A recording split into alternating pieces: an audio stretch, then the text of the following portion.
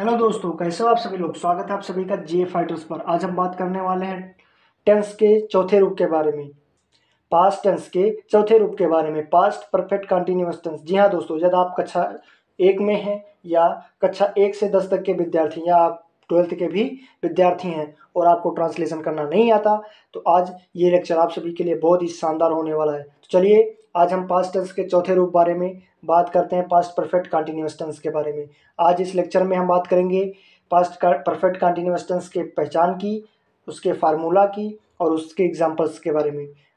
ये वीडियो शुरू होने से पहले यदि आपने हमारे पिछले 9 लेक्चर्स को नहीं देखा है तो आप यूट्यूब पर जाएं और जीए फाइटर्स को सब्सक्राइब करें। साथ ही साथ इस वीडियो के डिस्क्रिप्शन बॉक्स में आपको इन 9 लेक्चर के लिंक प्रोवाइड करा दिया जाएगा। आपको एक प्लेलिस्ट भी प्रोवाइड कराया जाएगा जहां से आप इस 9 लेक्चर्स को अटेंड कर सकते हैं। तो चलिए बिना देरी किए हुए शुरुआत करते हैं।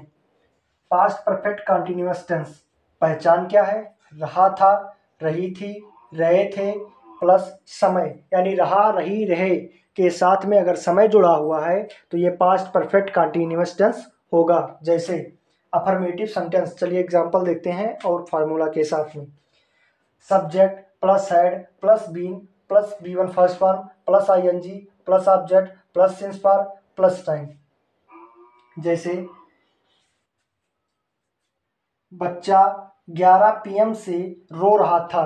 बच्चा 11 पीएम से रो रहा था। बच्चा 11 पीएम से रो रहा था। तो बच्चा की अंग्रेजी द चाइल्ड। सब्जेक्ट क्या हो गया? The child. फिर हेल्पिंग वर्ब सिंगुलर और प्लूरल दोनों फॉर्म के लिए had plus been plus B one first form plus ING का प्रयोग होगा। तो बच्चा रो रहा था, द चाइल्ड मीन्स बच्चा हैड, ठीक। फिर बीन, फिर वर्ब का फर्स्ट फॉर्म रोना, क्राई, चिल्लाना रोना दोनों होता है। क्राई में आईएनजी जोड़ेंगे, क्राइंग। फिर सिंस या फॉर, तो 11 पीएम ये क्या है? निश्चित समय है, सिंस। फिर ऑब्जेक्ट, ऑब्जेक्ट हो गया। फिर उसके बाद सिंस, फिर 11 पीएम ये क्या हो गया? टाइम हो गया। The child had been crying since 11 PM. बच्चा 11 बजे से रो रहा था। नेगेटिव में आइए।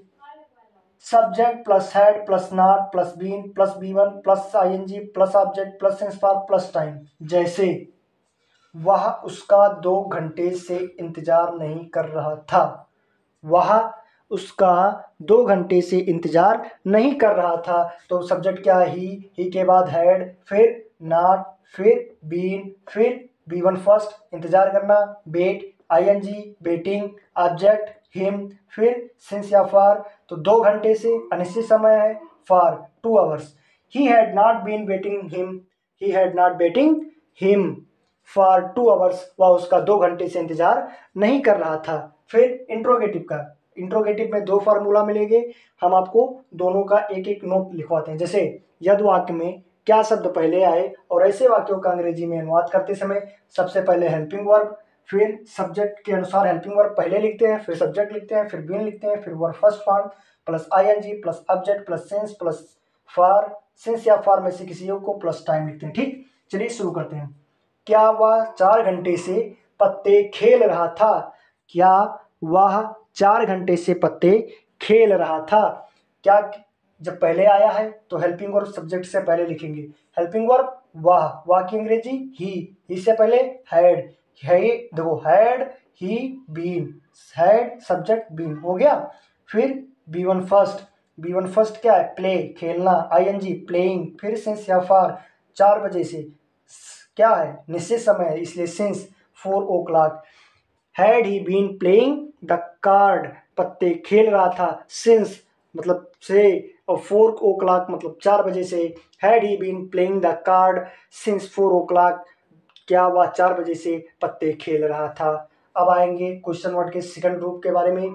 जैसे प्रश्नवाचक शब्द वाक्यों के बीच में आए तो ऐसे वाक्यों का अंग्रेजी में अनुवाद करते समय सबसे पहले क्वेश्चन वर्ड यानी प्रश्नवाचक शब्द की अंग्रेजी पहले लिखते हैं, फिर सब्जेक्ट के अनुसार हेल्पिंग वर्ब सब्जेक्ट से पहले लिखते हैं, फिर सब्जेक्ट के बाद been plus B one first plus ING plus object plus since for plus time को ऐड कर देते हैं। जैसे वह विद्यालय कब से, वो विद्यालय कल से कब आ रहे हैं। वह विद्यालय कल से कब आ रहे थे।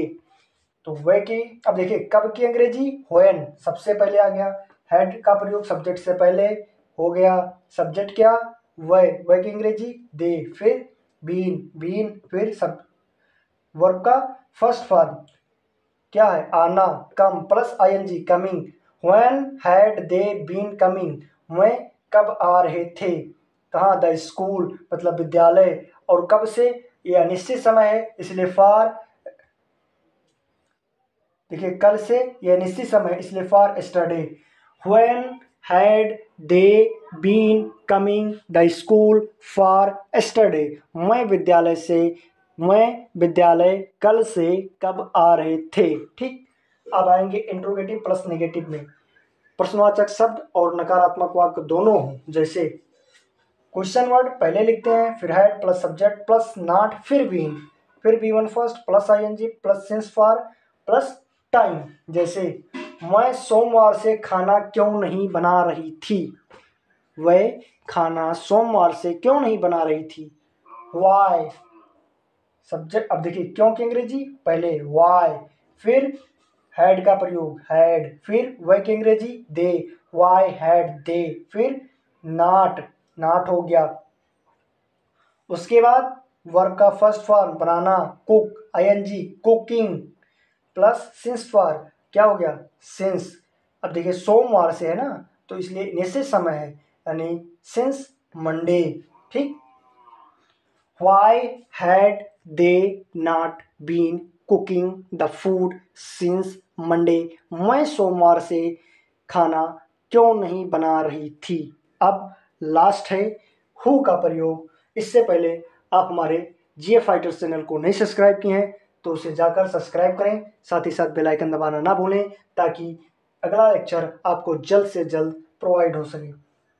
Who had been V one first ING object since for plus time, कुछ देर से पुस्तकें कौन देख रहा था, कुछ देर से पुस्तकें कौन देख रहा था, तो कौन की अंग्रेजी सबसे पहले इसमें देखिए अफर्मेटिव और हु दोनों एक जैसे होते हैं तो कुछ देर, अब देखिए कौन की अंग्रेजी पहले हु के लिए कौन हु हो गया, हैड फिर बी वन फर्स्ट देखना, सी आईएनजी सीइंग ऑब्जेक्ट पुस्तकें द बुक्स, सिंस या फॉर, तो देखो कुछ देर से फॉर समटाइम्स, कुछ देर से who had been seeing the books for some time, कुछ देर से पुस्तकें कौन देख रहा था।